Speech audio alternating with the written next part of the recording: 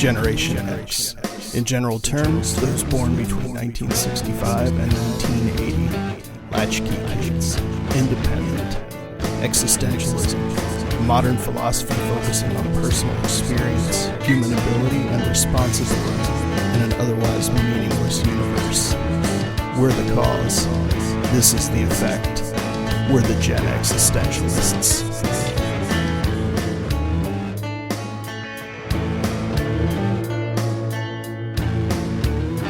Welcome in to the Gen-X-istentialists podcast. My name is Scott. And I'm Bunny. And we are here to wax poetic yet again, using Mega Wheel the Magnificent to draw a subtle stream of interesting topics for us to yap about. It's probably the first time Meg has ever had the word subtle related to her. Yeah, typically Meg isn't subtle. She is currently spinning, by the way. Oh boy. And what a sight that is to see. Centrifugal force like no other. Dear God, this is a long topic. Okay, ready? Mm-hmm. Here we go. Did you have a favorite 80s magazine subscription growing up, like Tiger Beat or Highlights? And what did you look forward to reading first? All right. So the only magazine I subscribed to in the 80s was Discover magazine. Okay. And I really liked the episodes where it was like, oh, in the coming year or in the next decade or whatever, like here's our predictions for technology and science in the next decade or in the next millennium or whatever. I still have my millennium issue, which I think they sent out in like 89 or something. It was like, oh, when 2000 comes, what's going to be the new cool things? And It's fun to read it and see where we ended up, where we didn't. Right. They had an issue way back in like 84 or 85 that was all about the Star Wars program, the Reagan era Star Wars program with a cool pull-out poster with all the cool killer satellites on it. Yeah. Which nice. I enjoyed as a kid, but I was kind of a nerd. So how about you? What about you in the 80s? I actually had a subscription to Discover as well. Did you? Yeah, for a couple years. I didn't maintain it for very long. When I was a kid, my subscription to Ranger Rick was Ranger Rick was always fun. And then once I was coming of age, my subscription to Playboy was I bet. was always wonderful because I actually, believe it or not, while I did enjoy the pictorials, which were sublime, I actually read it, and there was always a lot of good information. There were great interviews in the magazine. It had a little bit for everybody. Another article by Lorne Michaels. Well, I mean, really, there was good writing in the magazine. It was good stuff, top quality stuff. So yeah, I've still got all those issues from like 87 through like 96. I think is when I finally let it go. Nice. So it was always a good read. And for those of you counting like dates, yes, I was in high school when I had a subscription to Playboy. And it came about because I went to my mom and dad. I'm like, can I do this? Sure. So I paid for it myself. I was learn working about it one way or another, right? Yeah. I mean, it made perfect sense. And from Ranger Rick to Playboy. Ranger Rick what to a graduation. Discover to Playboy. Yeah, that's how I rolled, as it were. See, while Scott was looking at hot, sexy ladies on fur blankets or whatever, I was looking at hot, sexy robots. So, with laser eyes. It all works out. It's all the same in a certain frame of mind. So we will give Mega Wheel of Magnificent another spin. This is very topical. Bunny, do you pay attention to the news? I try not to. I try not to anymore. I actively avoid the news. I haven't watched a broadcast news service in decades, easily. Neither have I watched local news in decades. Yeah. Any of my news, ironically, I get from social media, and that's mainly video forms. I also get it from 4chan, which is probably a more biased place to get it from. It's definitely a more hilarious place to get my news from. How about you? Yeah, I do pay attention to the news. Generally, my two apps that are my go-tos are the BBC News app and the AP News app. And then I also listen to a lot of NPR in the car on my Sirius. That's why you're so sad. Well, I'm not pay attention sad. to I just try to pay attention to what's going on because it interests me. Okay. People interest me as much as sometimes I'm very much, like you said, a paladin. There's also the realist in me that recognizes that humans left to their own devices in groups of more than maybe a max of 20 are just bad waiting to happen. And I say that from a lot of perspectives, like from a corporate America perspective, from just gatherings in general. I'm not sure I ever want to be part of something that's more than maybe 20 people max ever again. So you're not going to the protests, huh? I recognize the impact that folks try to have with protests, and I don't have any issue with that. Go do it. Say what you need to say, put your signs up. That's cool. I've just always been more of an idealist about it. Like if I want to affect something in the city or in the county, I want to go to the county clerk's office or the mayor's office and do my sit-in there. Because that way, that way I'm directing the discomfort and getting the attention of the people that I want to affect. I don't need to affect you as you're walking down the street. If I'm holding a sign, I'm probably not going to change your mind. You may read the sign and you're going to either agree or disagree. I'm not going to change your mind.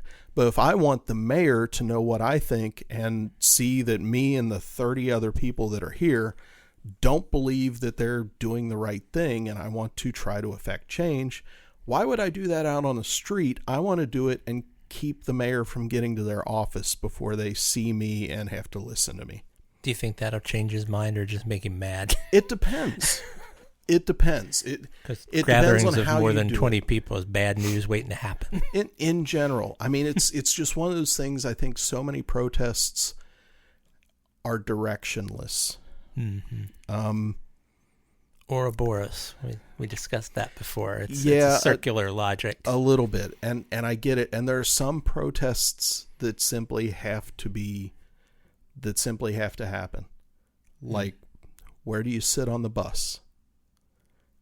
That kind of protest is important because at a certain point you have to make a stand, and that happens. Your stand typically isn't waving a sign on the street, but sometimes it can be.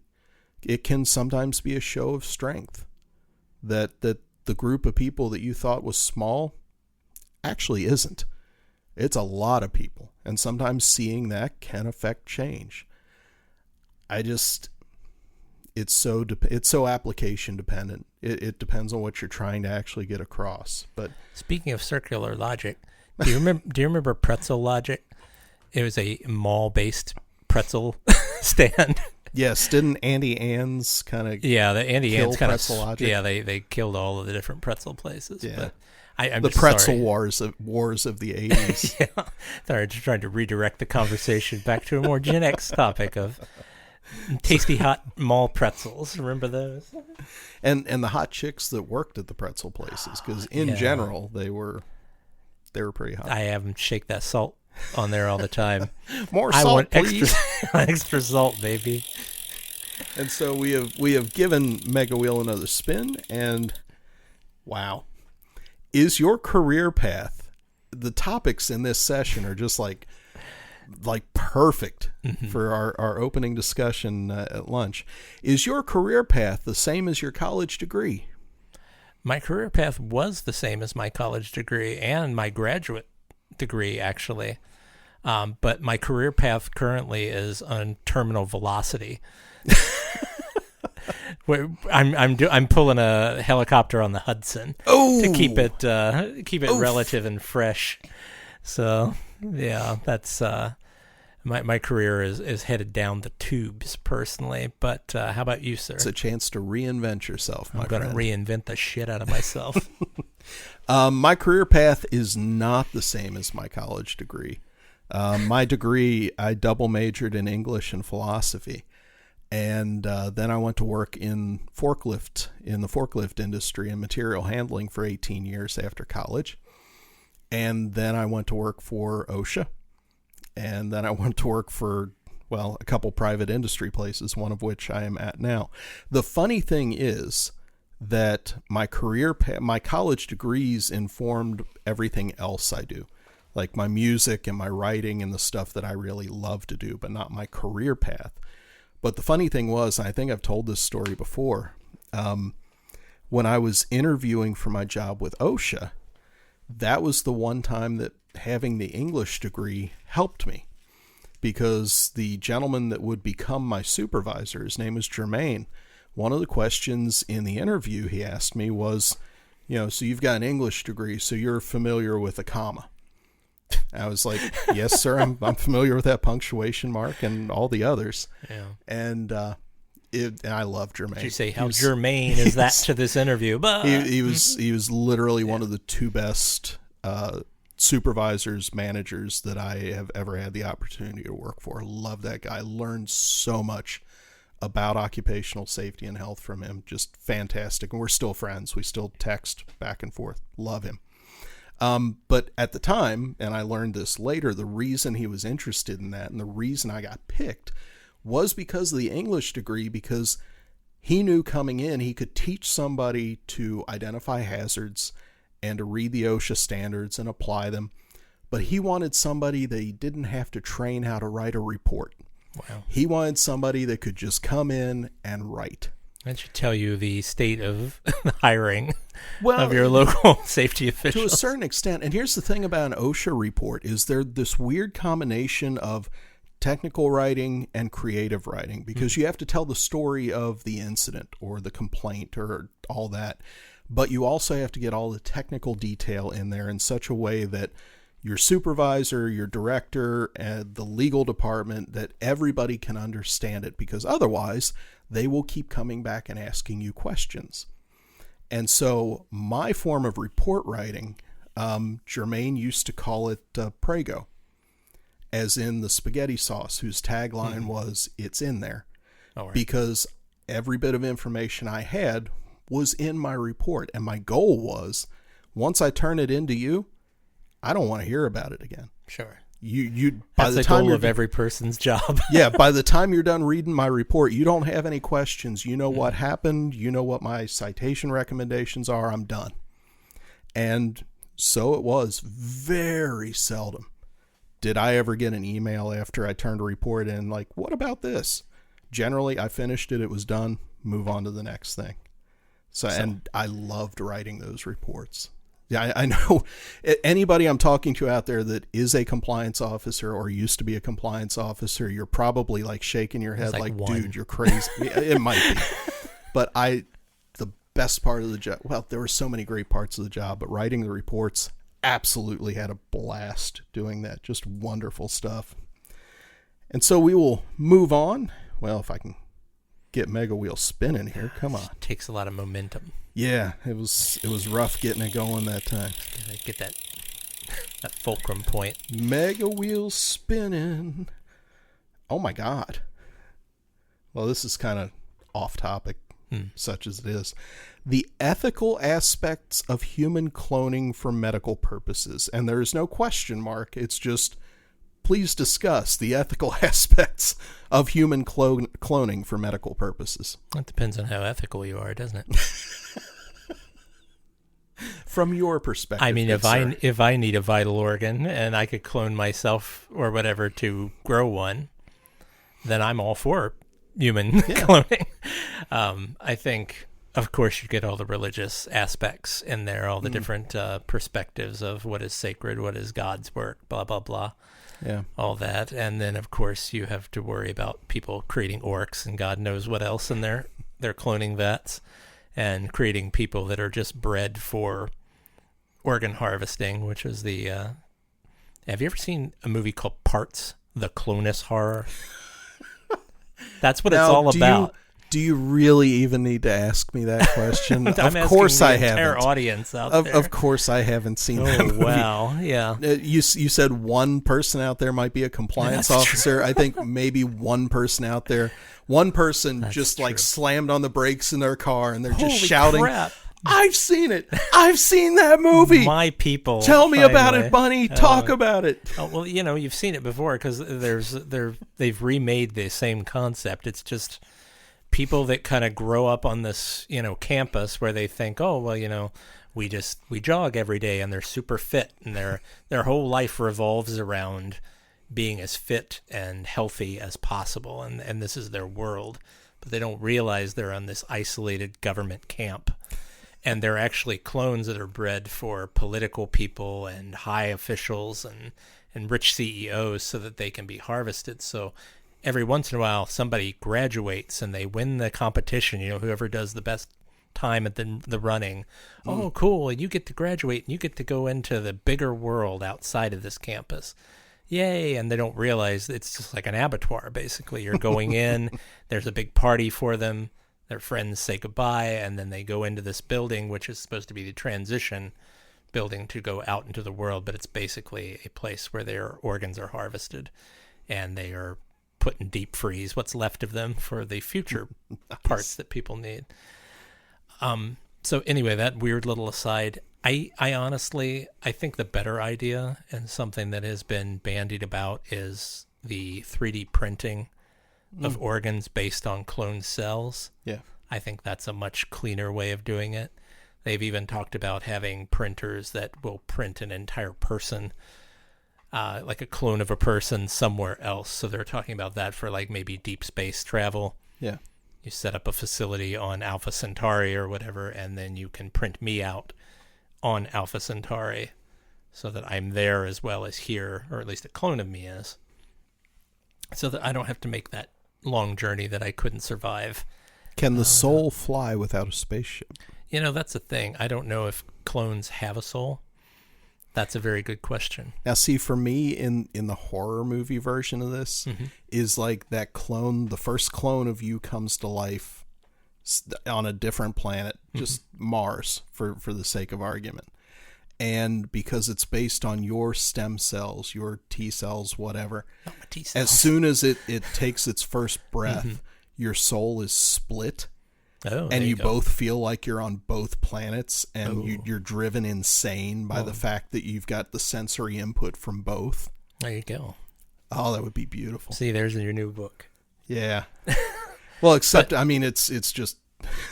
going back to the concept, do I have an ethical problem with it?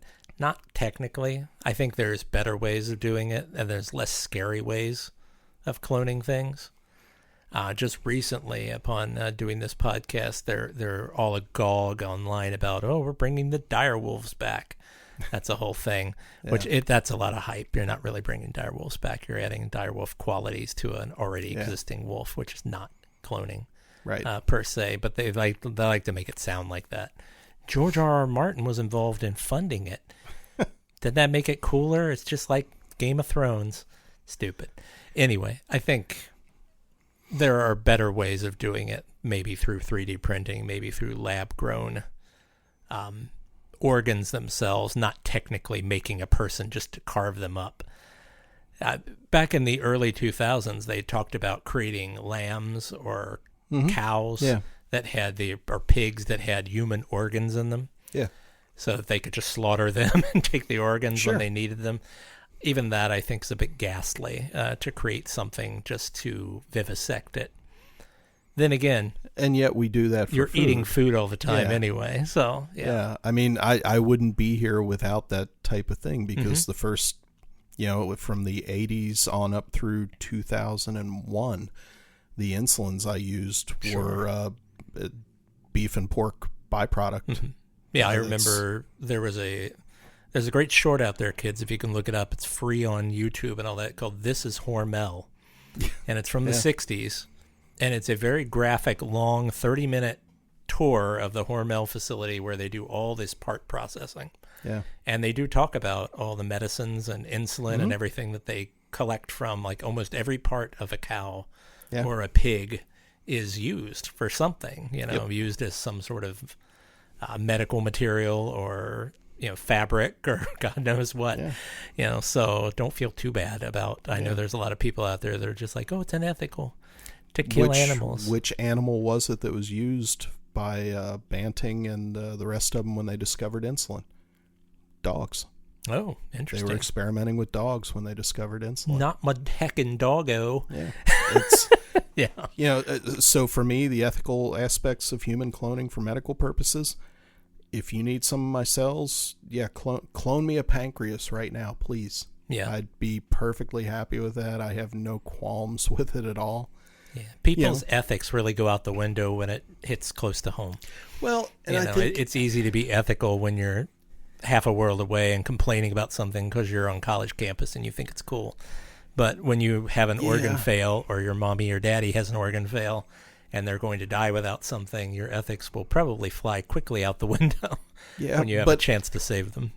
But it also depends. Like right now at my age, if I were 71 instead of 51, not so much, because I'm going to be really close. If I make it to 71, I'm going to be really close to my expiration date as it is. So I wouldn't need it. I don't know that I would want it at that point. You're more than just you. Yeah. You're a husband. You're a son. Some of us out there are fathers. Yeah. I mean, we're more than just our individual spacecraft that's flying through the galaxy on our own. It's... we also would I have tried to save my father, who was very aged and was in his 80s? Yeah. If I could give him my kidney, or if I could print him a kidney or something, would I do that? Would I steal a kidney from a convict on death row that I don't give two craps about, and to save my father who's in his 80s? Yeah, I'd do it in a heartbeat, because he is more important than just, I'm an old man getting ready to die. Okay, so there's that question, which I can see. Is it moral to do so? To make that decision? In my world, it is, yeah. Now, maybe in your world, it isn't. From an objective point of view, if you are that con man, or if you are that con man's family, the convict, if you are that convict or that convict's family. I think if you're on death row, you've probably given up your rights. And here's a terrible thing. Now, see, that opens up a whole... Here's a terrible I'm going back to the salad days of being in some of those philosophy classes. I really wish, instead of putting someone on death row for ages and ages and ages, then finally killing them, you should either kill them or you should sign them up for medical experimentation. I know it sounds terrible, but instead of sticking lipstick on a rabbit's butthole to test to see what would happen to it, it's close to humans, so we'll shove a potato up a dog's ass or whatever. We don't do that anymore. I know. I'm just saying, do it, stop sticking things on rats and monkeys and start sticking them on things that are very close to us, which is humans. Which, hey, give them extra perks, make their life a lot easier if they go that route. I think it would be worthwhile to give them the option. I don't think you can make them. No, that's what I mean. Give them the option. But it's one or the other. It isn't just sitting around for a decade or two. Yeah. I know it's not enjoyable to be in prison, but, it's a lot more enjoyable than lethal injection probably, or, gross medical experimentation. See, this is making me sound like, Mengele or something. But the funny thing is... not really. It just... The funny thing is, eugenics is coming back into the talking sphere of the American people, which was a huge no-no word for a long time. But we have companies out there right now that are doing that with babies. U.S.-based companies that are doing it with babies, where they're checking out DNA and deciding, if you give us like 15 fetuses, let's say, like we create 15 fetuses from your donated egg and sperm, and then we check the DNA, and then we take the best parts of each one and put it into one baby. So it's a little taller, 3 or 4 IQ points higher, blah, blah, blah. And this is happening in the U.S. right now. And they're calling it something other than eugenics. It's like, it's got some fancy buzzword like freedom fries or, the NSA, or something, it's supposed to sound nice and friendly. Like, we're doing it to help people. It's like, but it's the same thing. It's okay. If I almost feel like God would not have given you the capacity to understand this kind of science if he didn't want you to use it to benefit humanity. You mean science wouldn't have brought us to a point where we could understand this if we hadn't done the scientific experimentation in order to gain the knowledge? God didn't have anything to do with it. Well, that's your opinion. I mean, you could take it either way. But that's the thing. The bottom line is we wouldn't have the capacity to create stuff if it weren't for a reason. It's got to benefit someone. People don't just create crazy, amazing scientific discoveries just for the hell of it. No, but it's to benefit humanity. That's why we have the discussions about morality and ethics, the cultural and the personal aspects of right and wrong, is to determine how we should be looking forward, how the progress should go. What are the ramifications of making those decisions? Are we going to better humanity for it? Hopefully, especially if we can eradicate some disease. Sure. We've got other people that want to put wires in your brain and hook you up to the greater AI consciousness out there and stuff. You talk about radically changing humanity, that kind of stuff. It gets scary when you're wiring you into the internet 24/7. I think that's scarier than making sure that your kid has less of a chance of getting dementia. Right. Or I would agree. Is maybe a half a foot taller than what you and your husband are, or whatever, your wife. It's, and I know there people go, oh, but it's not equitable. The poor people can't afford to gene map their babies, and the rich people can. Yeah, but it's going to come down to a point where it's helping all of humanity eventually.